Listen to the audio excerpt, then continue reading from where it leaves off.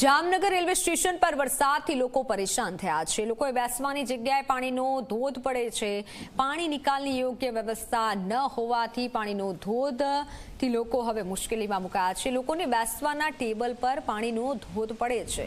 Railway station પર અસુવિધા સામે લોકોમાં આક્રોશ છે। આપ આ દ્રશ્યો જુઓ। આ રેલવે સ્ટેશન છે જામનગરનું અને જ્યાં આ અસુવિધાના કારણે લોકોને હાલાકી પડે છે, કારણ કે જ્યાં બેસવાની જગ્યા છે, જ્યાં વેઇટિંગ એરિયા છે અને ત્યાં જ આ રીતે પાણી પડે છે। બાકડા પર પાણી પડતું આપ જોઈ શકો છો।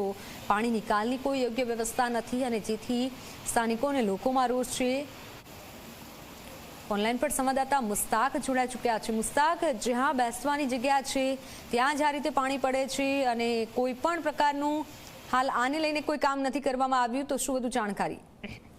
બિલકુલ મિત્ર, વાત કરવામાં આવે તો એક તરફ રેલવે વિભાગ દ્વારા મોડલ રેલવે સ્ટેશનની વાતો કરવામાં આવે છે। લાખો કરોડોના ખર્ચો જે ક્યાંક ને ક્યાંક કરવામાં આવતો છે, પરંતુ આ તમામ ખર્ચો નિષ્ફળ સાબિત જોવા મળ્યો છે। જે રીતે આ દ્રશ્યો ત્યાંના જે મુસાફરો દ્વારા મોકલવામાં આવ્યા છે, આ વિડીયોમાં આપ સ્પષ્ટ જોઈ શકો છો કે હાલ ચોમાસાની સિઝન છે અને વરસાદ આવતો હોય ત્યારે મુસાફરો જે વેઇટિંગ માટે કલાકો સુધી ટ્રેનોની રાહ જોતા હોય છે અને જામનગરનું જે ગાંધીનગરનું રેલવે સ્ટેશન છે ત્યાં હાલ મુસાફરોની અવરજવર પણ ખૂબ જ વધી છે। ત્યારે ચોમાસાના સમયમાં ઉપરથી ડ્રેનેજની વ્યવસ્થા ન હોવાના કારણે પાણી સીધું જે બેઠક વ્યવસ્થા છે તેના ઉપર પડી રહ્યું છે, જેના પગલે મુસાફરો પણ હેરાન થાય છે, તેમના માલ સામાન પણ પડી જાય છે અને અનેક વખત હેરાનો થવું પડે છે। આ બાબતે અનેક રજૂઆતો પણ મુસાફરો કરી છે, તેમ છતાં કોઈ યોગ્ય ઉકેલ જોવા મળતો નથી। દર વર્ષે આ પ્રકારની મુસીબતનો સામનો મુસાફરોને કરવો પડતો હોય છે, ત્યારે આ સમસ્યાનું જલ્દીથી જલ્દી નિરાકરણ આવે તેવું પણ મુસાફરો માંગ કરી રહ્યા છે। મિતલ, બિલકુલ મુસ્તાક, આભાર માહિતી બદલ।